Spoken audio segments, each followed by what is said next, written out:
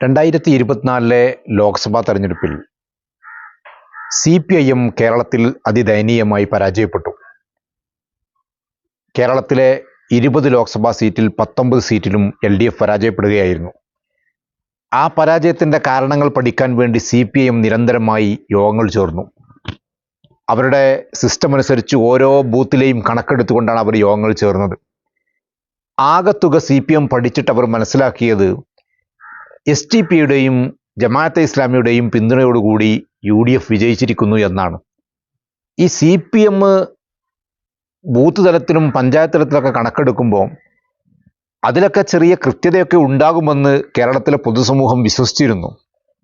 പക്ഷേ CPMൻ്റെ ഇപ്പോഴത്തെ പുതിയ ചില വെളിപ്പെടുത്തലുകൾ കാണുമ്പോൾ ഈ പാർട്ടിക്ക് താഴേക്കടയിലുള്ള ഒരു വിവരവും കൃത്യമായി ലഭിക്കുന്നില്ല എന്നുള്ളത് സത്യത്തിൽ ബോധ്യമാവുകയാണ്. എന്തുകൊണ്ടാണ് അങ്ങനെ പറയാനുള്ള കാരണം? രാഹുൽ ഗാന്ധി ഡൽഹിയിലെത്തിയത് ആരുടെ വോട്ട് കൊണ്ടാണെന്ന് നിങ്ങൾക്കറിയില്ലേ എന്ന് ചോദിക്കുന്ന വിജയരാഘവൻ ഉണ്ടല്ലോ. എന്താണ് വിജയരാഘവൻ സഖാവേ, രാഹുൽ ഗാന്ധി പാർലമെന്റിലെത്തിയത് ആരുടെ വോട്ട് കൊണ്ടാണ്? കാസർഗോഡ് മുതൽ തിരുവനന്തപുരം വരെയുള്ള ലോക്സഭാ സീറ്റിലെ 19 സീറ്റിലും UDF ജയിച്ചത് ആരെ വോട്ട് കൊണ്ടാണ്? കേരളത്തിലെ മതനിരപേക്ഷ ജനങ്ങളുടെ വോട്ട് കൊണ്ടാണ്. ആ ജനങ്ങൾ ഐക്യ ജനാധിപത്യ മുന്നണിക്ക് വോട്ട് ചെയ്യുകയായിരുന്നു. 2 കാരണങ്ങൾ കൊണ്ട് അവർ വോട്ട് രേഖപ്പെടുത്തി. ഒന്ന്, ഇന്ത്യയിൽ ഒരു മതേതര ചേരി ഇന്ത്യൻ നാഷണൽ കോൺഗ്രസിന്റെ നേതൃത്വത്തിൽ അധികാരത്തിൽ വരണമെന്നുള്ള അവരുടെ ചിന്ത. 2, കേരളം ഭരിച്ചുകൊണ്ടിരിക്കുന്ന പിണറായി വിജയന്റെ നേതൃത്വത്തിലുള്ള ഗവൺമെന്റിന്റെ ജനവിരുദ്ധമായ നിലപാടുകൾ. എല്ലാ നിലക്കും ജനങ്ങളെ ദ്രോഹിക്കുന്ന ഒരു ഗവൺമെന്റായി കേരളത്തിലെ ഗവൺമെന്റ് മാറുകയും ഇന്ത്യ രാജ്യത്ത് മതേതര ചേരി അധികാരത്തിൽ വരണമെന്നുള്ള രാഷ്ട്രീയ പ്രബുദ്ധതയുമാണ് കേരളത്തിലെ ജനതയെ ഇന്ത്യൻ നാഷണൽ കോൺഗ്രസിനും UDFനും വോട്ട് ചെയ്യുന്ന സാഹചര്യം ഉണ്ടാക്കിയത്. ആ വോട്ട് ചെയ്ത് അവർ ജയിപ്പിച്ചു. CPIM പരാജയപ്പെടുമ്പോൾ അതിനെ കൃത്യമായി പഠിക്കാനുള്ള ഒരു അവസരം ഉണ്ടാക്കണ്ടേ? അതിന് പകരം വർഗീയത മാത്രം പറയാൻ വേണ്ടി നിങ്ങൾ എന്തുകൊണ്ടാണ് തുനിയുന്നത്? നിങ്ങളിത് നരേന്ദ്രമോദിയെ സുഖിപ്പിക്കാൻ വേണ്ടി ഉണ്ടാക്കുന്ന പ്രത്യേകമായിട്ടുള്ളൊരു നെറേറ്റീവാണെന്ന് ഞങ്ങൾക്കറിയാം. CPMൻ്റെ ഒരു പാർട്ടി പ്രവർത്തകനും നിങ്ങളുടെ ഈ സ്റ്റേറ്റ്മെൻറ്റുകളെ വിശ്വസിക്കുന്നുമില്ല. എന്താണ് കാരണം? പ്രിയങ്ക ഗാന്ധിയുടെ തെരഞ്ഞെടുപ്പിൽ മുൻപിലും പിൻപിലും ആരായിരുന്നു നിങ്ങൾക്കറിയില്ലേ? എത്ര നീചമായിട്ടുള്ള ഭാഷകളാണ് ഉപയോഗിക്കുന്നത്. പ്രിയങ്ക ഗാന്ധിയുടെ തെരഞ്ഞെടുപ്പിൻ്റെ ഒരു പ്രത്യേകത അറിയോ? പോളിംഗ് ശതമാനം കുറഞ്ഞുപോയി രാഹുൽ ഗാന്ധിയുടെ തെരഞ്ഞെടുപ്പിനേക്കാൾ. ആ തെരഞ്ഞെടുപ്പിലും പ്രിയങ്ക ഗാന്ധി 4,10,000-ൽ പരം വോട്ടുകൾക്ക് വിജയിച്ചു കയറി. ആരായി 4,10,000-ന്റെ ഭൂരിപക്ഷം കൊടുത്തത്? 9.5 ലക്ഷം വോട്ട് പോൾ ചെയ്യുമ്പോൾ 6 ലക്ഷം വോട്ടും പ്രിയങ്ക ഗാന്ധിക്ക് കൊടുത്തത് ഈ വയനാട് പാർലമെന്റ് മണ്ഡലത്തിലെ ജനങ്ങളാണ്. ഇവിടുത്തെ ഉത്ബുദ്ധരായ വോട്ടർമാരാണ്. ആ ജനങ്ങൾ എന്തുകൊണ്ട് വോട്ട് ചെയ്തു?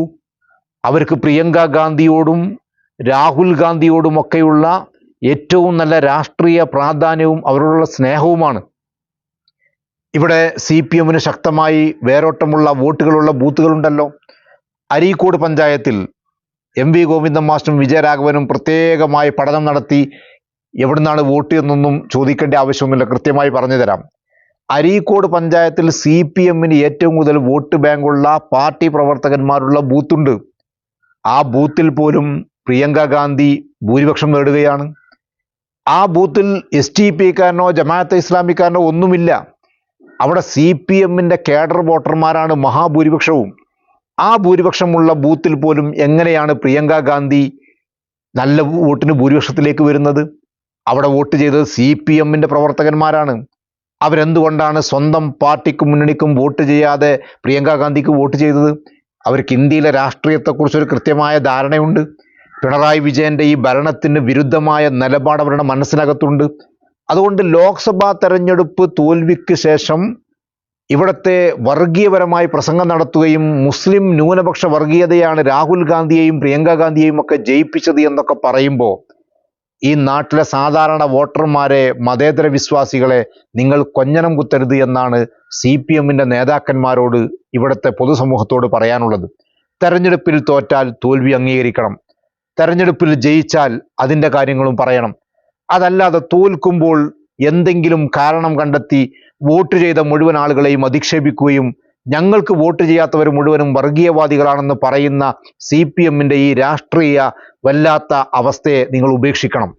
അത് ഉപേക്ഷിക്കാഞ്ഞാൽ നിങ്ങൾ കേരളത്തിലെ രാഹുൽ ഗാന്ധിയും പ്രിയങ്ക ഗാന്ധിയും മത്സരിച്ചപ്പോൾ ഇന്ത്യ മുഴുവനും നരേന്ദ്രമോദിയും RSSും അമിത്ഷായും നടന്ന് പ്രസംഗിച്ച വാക്യം ന്യൂനപക്ഷ വർഗീയതയ്ക്ക് വേണ്ടിയാണ് രാഹുൽ ഗാന്ധിയും പ്രിയങ്ക ഗാന്ധിയും മത്സരിക്കുന്നതെന്നും വർഗീയപരമായ വോട്ട് നേടിയിട്ടാണ് രാഹുൽ ഗാന്ധിയും പ്രിയങ്ക ഗാന്ധിയും ജയിച്ച് പാർലമെന്റിലേക്ക് വരുന്നത് എന്ന് ഇന്ത്യ മുഴുവനും പ്രചരിപ്പിക്കുന്ന RSSന്റെ ആ പ്രസംഗത്തെ മലയാളത്തിലേക്ക് പരിഭാഷപ്പെടുത്തി എന്ന് മാത്രമേ വിജയരാഘവന്റെയും ഗോവിന്ദൻ മാസ്റ്ററുടെയും ഒക്കെ പ്രസംഗത്തിന് മലയാളികൾ നൽകുന്ന ആകെയുള്ള വിശേഷണം എന്ന് പറയുന്നത്.